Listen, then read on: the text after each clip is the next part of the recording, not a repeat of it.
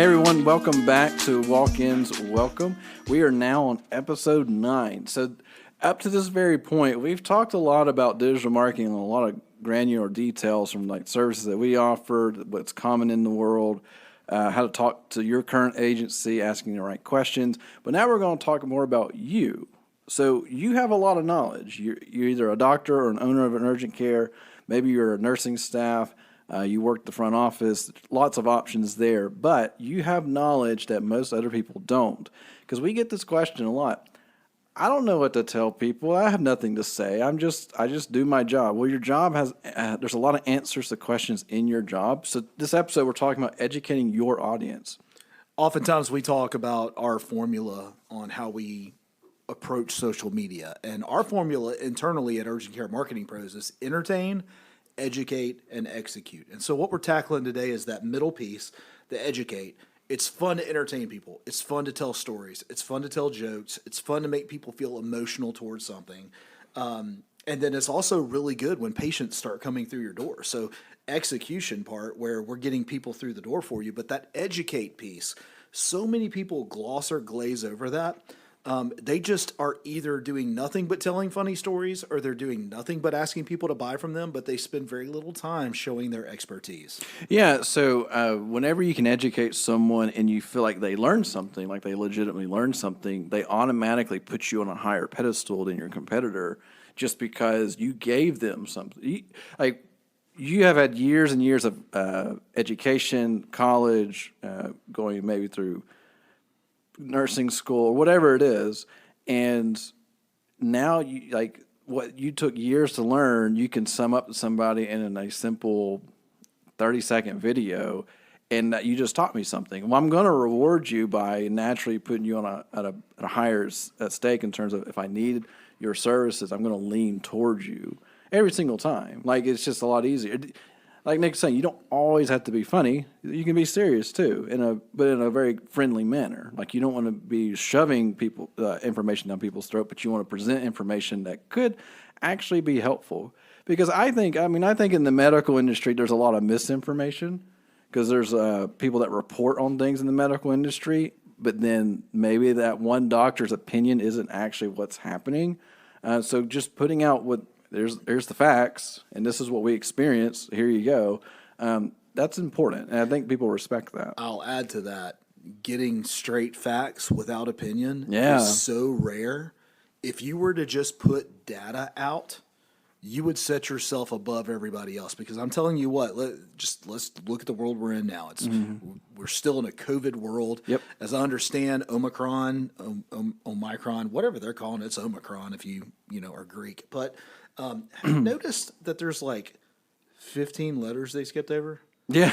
Just throwing that out there for consideration. Well, all that to be said. Well, and then, of course, with any type of news outlet, you've all seen this, the headline is what they care about. They don't really care about what the article says. It's clickbait, right? They want to make sure that article, that title, grabs you as fast as it can, which can give misinformation, not maybe intentionally, maybe not, and you have to be careful. So, but talking about like the COVID stuff, here's a great local example. So COVID is a very strong example of how misinformation can spread very quickly versus actual and back and forth, and then there's a lot of just nobody necessarily agrees on certain things. So we have a local example here. So UAB Hospital, they're a hospital here in Birmingham. They put out an infographic, I think it's every day or every other day. How many patients do they have in their ICU? And they don't put anything. Here's our patient numbers, and that's it. They don't add anything to it. They just say, here's our numbers, and you can literally watch it go down and watch it go up. And there's no extra information to it. There's no link to check out this article we wrote about it. It's like, here's our numbers for today, just so you know. And that's just straight information. They're not trying to fluff it. And there are people now seeking them out for that information. Imagine if your urgent care put out some form of data on a regular basis that said we did this, that, and the other, and it's nothing but facts, and people could count on that data being put out on a regular basis. We'll call it New Info Mondays or New Info Fridays or Patient Count Fridays, whatever you want to call it. Like, get creative with that content that you're putting out. But let's get back to the education piece, right? So I think, Michael, if you had an urgent care one of the things I know I feel often, even doing this podcast today, is imposter syndrome. Yeah. Okay. I deal with that personally. And I could imagine that if you are in a position where you're responsible for putting content out on behalf of your urgent care or your family care, that the imposter syndrome creeps up. Like, I've got a peer level of people who will be judging everything that I say. They ain't listening. No, they're not paying attention to you. Your audience is paying attention to you. So, okay, but who am I? Well, look, first, you're probably a doctor or a marketing expert or whatever. You have knowledge, even if it's just 10% more than the people who are reading or absorbing your material. You have a subject matter expert position because you just know that much more than them. Let's put this in an easier perspective to think about. You're in a city. Let's say your city has 250,000 in population. There's 5 urgent cares. That means there's only 5 people in that entire city that know remotely what you may know if you own that urgent care. So think about that. That's really good, Michael. Yeah, it's just that simple. Well, one of the things I've heard before, the 1% rule with like content creation. Mm-hmm. So right now, we're doing a podcast, we're creating content. Well, if you think about it, we're probably the 1%, because if we have, how many people in this world? 6 billion, 9 billion? What's the number? I mean, when I was a kid, it was 6 billion. It's probably 7 or 8 now. Yeah, we'll say 8 billion. Well, 1%, you're talking like what? 8 million? Is that right? 80 million. Yeah, 80 million people is 1%. Math is hard. And I'm probably missing a number. We'll just say 80 million. So 80 million people is 1%.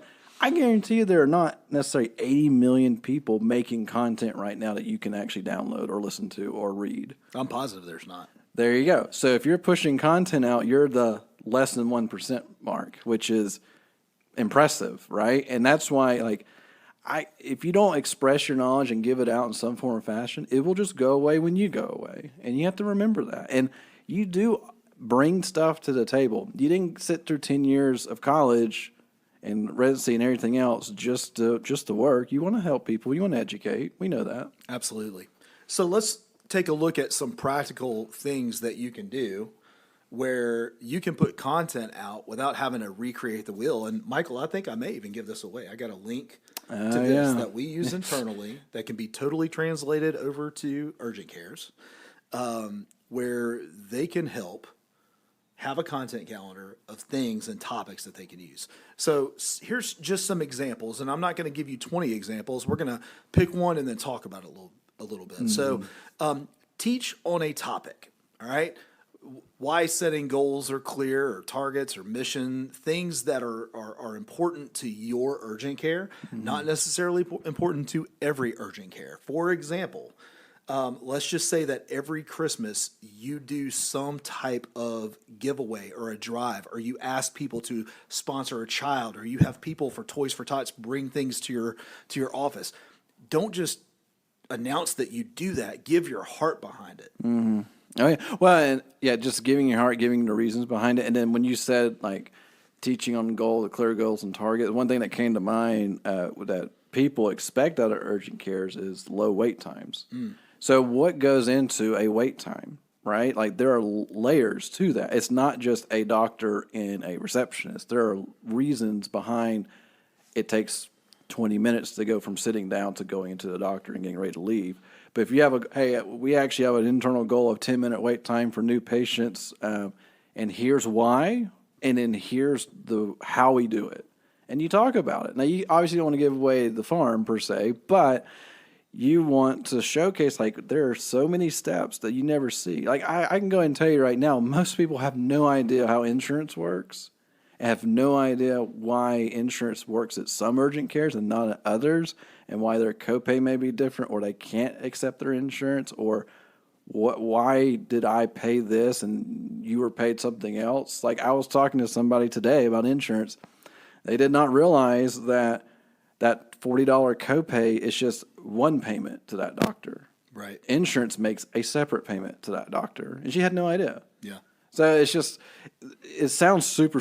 If something feels very common sense to you in your industry, it's not common sense to the next person every single time. All right, let's pick another topic. You want to be a hero to your audience?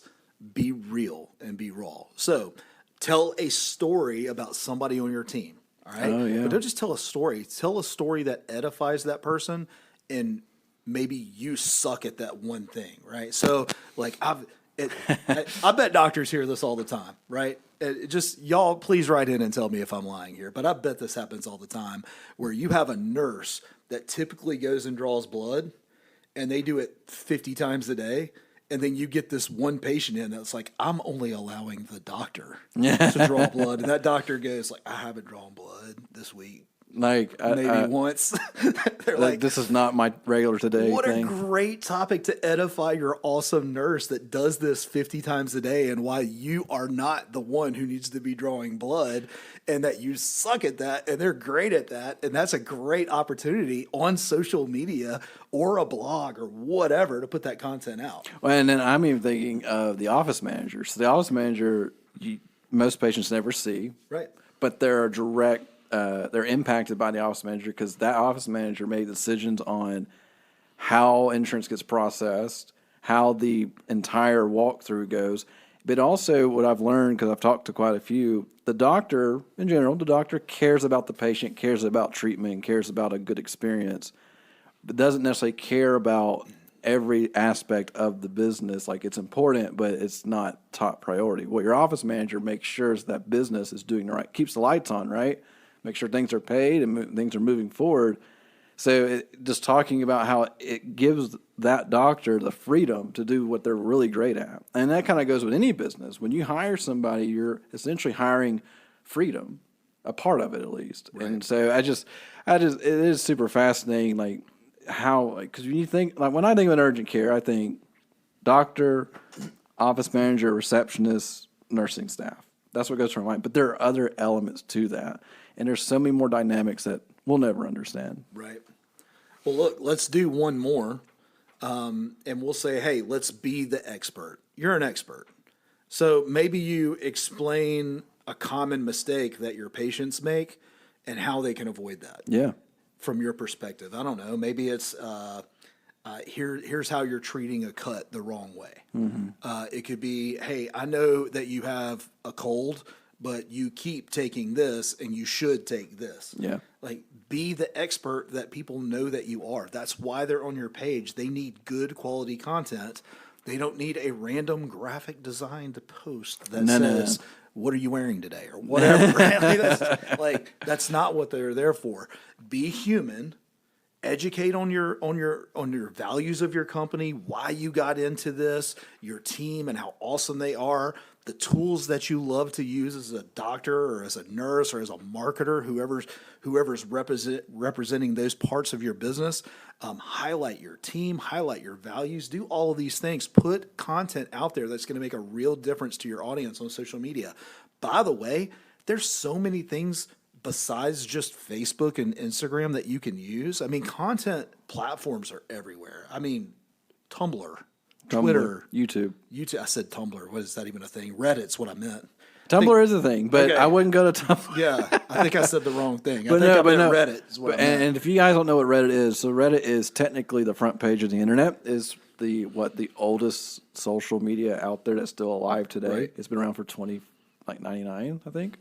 Anyway, Reddit though allows you to you pick a category that you want to post in essentially, and it's amazing because those people are very interested in what you're having to say if you're in the right spot. So if you haven't ever heard of Reddit, go check it out, reddit.com.